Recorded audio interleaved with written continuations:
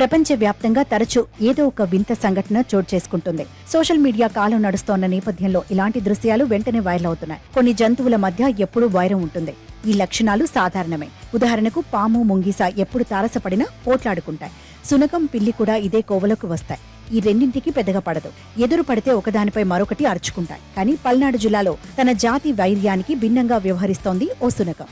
తల్లి లేని ఓ పిల్లి కూనకు ప్రేమను పంచుతోంది, మాతృత్వాన్ని చాటుకుంటోంది. పల్నాడు జిల్లా మాచర్ల నియోజకవర్గంలో ఈ సంఘటన చోటు చేసుకుంది. కొత్తపల్లి జంక్షన్లో రాపోలు నాగేశ్వరరావు అనే వ్యక్తి నివాసం ఉంటున్నాడు.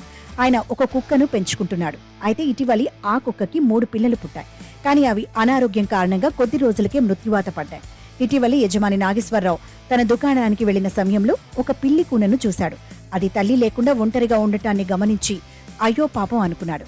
దాన్ని తీసుకుని ఇంటికి వచ్చాడు. 1-2 రోజులు దానికి పాలు అందించాడు. అయితే తన ఇంట్లో ఉన్న స్నూపీతో పిల్లి కూన బాగా కలిసిపోయింది. సునకాన్నే తన తల్లిగా భావించిన పిల్లి కూన పాలు తాగడం ప్రారంభించింది.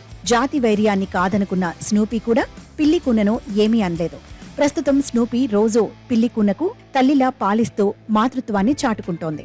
తల్లి లేని పిల్లికి మాతృత్వాన్ని పంచుతోన్న సునకం గురించి స్థానికంగా జనాలు చర్చించుకుంటున్నారు. మాచర్ల షాప్ పెట్టాం. ఆ షాప్కి ఎదురుగా ఒక చిన్న పిల్లి పిల్ల ఉండే, అది బాగా ఏడుస్తుంది.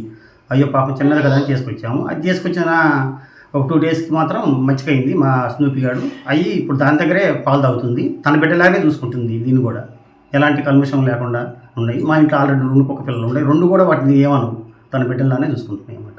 అప్పుడెప్పుడు బ్రహ్మం గారు కాలజ్ఞానంలో ఇలాంటి విషయాలను ముందుగానే చెప్పారని గుర్తు చేసుకుంటున్నారు.